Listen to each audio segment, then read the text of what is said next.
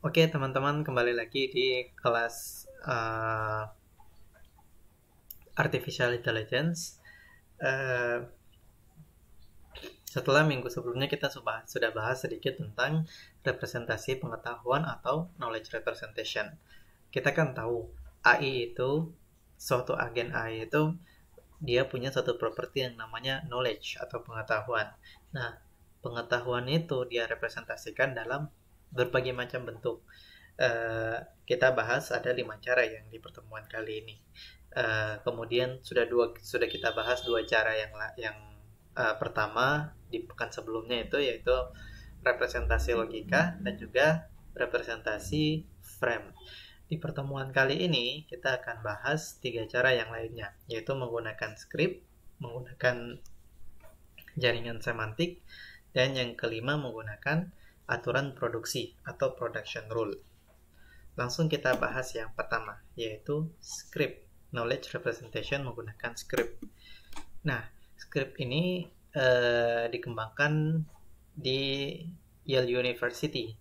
Kemudian bentuknya mirip seperti frame, yaitu frame digunakan untuk menggambarkan objek, dan script digunakan khususnya untuk menggambarkan urutan peristiwa.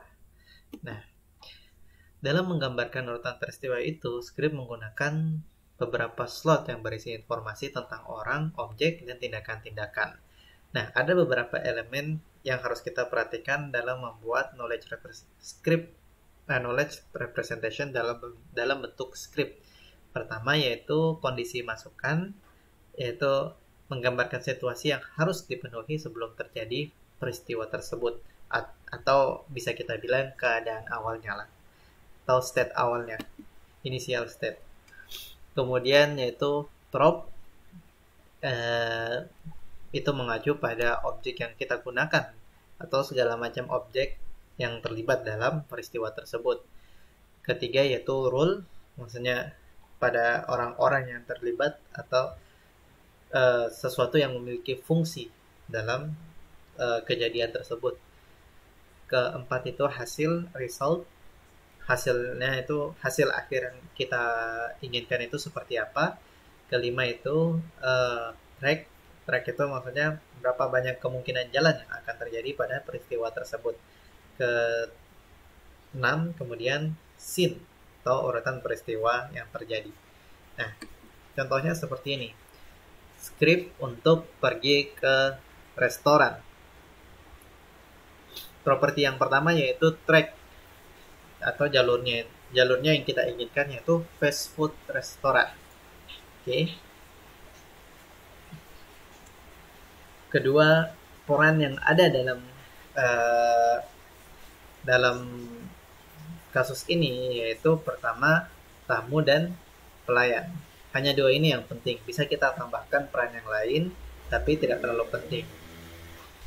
Kemudian elemen yang ketiga yaitu pendukung atau prop.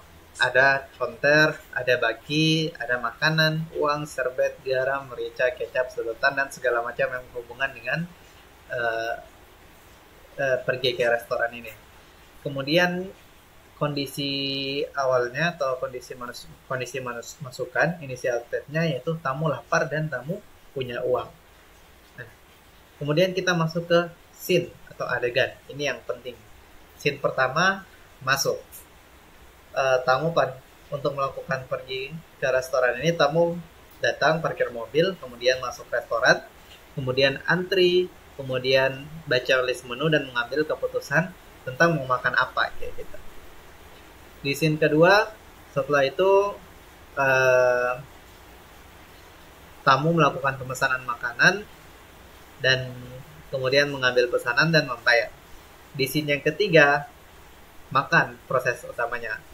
Kemudian di scene yang keempat, pulang. Tamu membersihkan meja, membuang sampah, tamu meninggalkan restoran, naik mobil dan pulang.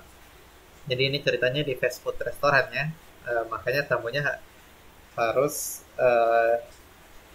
ketika selesai makan dia bersihkan sendiri mejanya. Elemen yang terakhir yaitu hasil atau result yang kita inginkan. Tamu merasa kenyang, tamu senang, atau tamu kecewa, atau tamu sakit perut. Itu cara yang pertama tadi, yaitu knowledge representation menggunakan script. Cara yang kedua yaitu knowledge representation menggunakan jaringan semantik atau semantic network. Nah, ciri khas utama jaringan semantik ini adalah dia berisi proposition atau suatu pernyataan yang dapat bernilai benar atau salah, true or false. Jaringan semantik ini dia diwujudkan dalam bentuk graph berarah atau directed graph.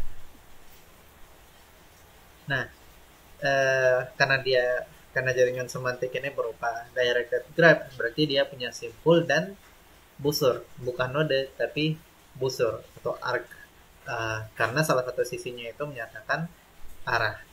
Contohnya seperti ini.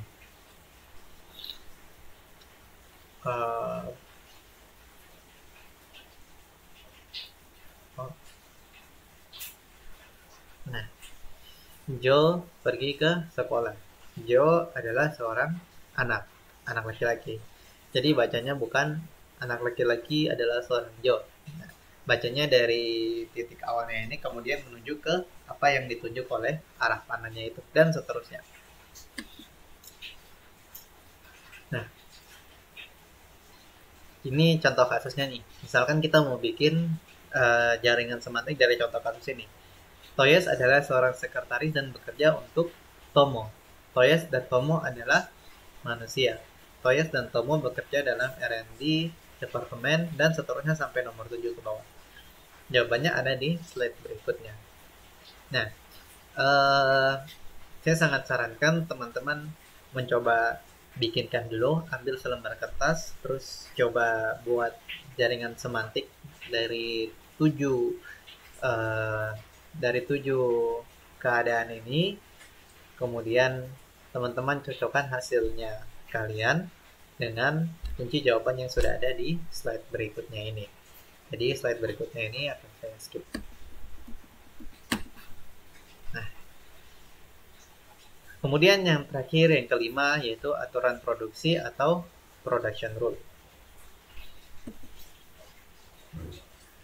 Aturan produksi ini mudah sekali. Dari namanya aja sudah kedengaran aturan produksi, berarti ini berisi aturan-aturan atau hanya berisi syarat-syarat.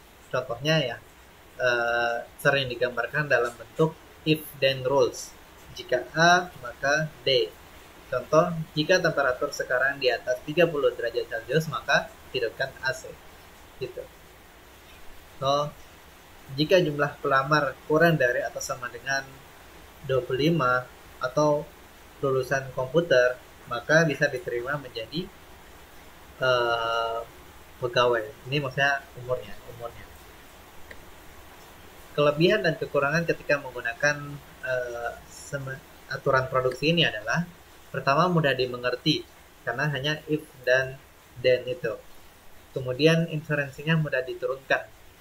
Jika A maka B, jika di dalamnya kita bisa taruh if then lagi. Kemudian untuk memodifikasinya sangat mudah sekali. Kemudian mendukung ketidakpastian, simple dan intuitif, sangat simple sekali. Jika pengetahuan banyak dan kompleks, akan sulit. Nah, ini dia kekurangannya. Kemudian sulit mendeteksi konflik karena bisa jadi di salah satu cabang if, misalkan kalian punya 2 cabang if dan di bawah sini ada cabang else-nya lagi, akan sulit mendeteksi kalau misalkan ada konflik atau sesuatu. Kita harus trace atau mendebug satu persatu permasalahannya sampai ketemu problemnya. Kemudian prosesnya yang lambat karena ya simple dan intuitif, jadi makanya dia lambat. Contoh lain, syarat mendapat beasiswa PPA dan BBM. Syarat pertama semester 2 hingga semester 8. Syarat kedua IPK sekian untuk beasiswa PPA dan sekian untuk beasiswa BBM. Kesimpulan atau hasil akhir yang bisa didapat nanti, seseorang bisa saja dia dapat beasiswa BPA PPA atau mendapatkan beasiswa BBM atau tidak mendapatkan beasiswa sama sekali. Eh, untuk tugas ini untuk tugas ini eh, tidak perlu dicoba, jadi kita eh, skipkan saja. Oke, karena sudah saya berikan tugas di pertemuan yang sebelumnya. Baik, itu dia untuk pertemuan kali ini. Sekian, terima kasih.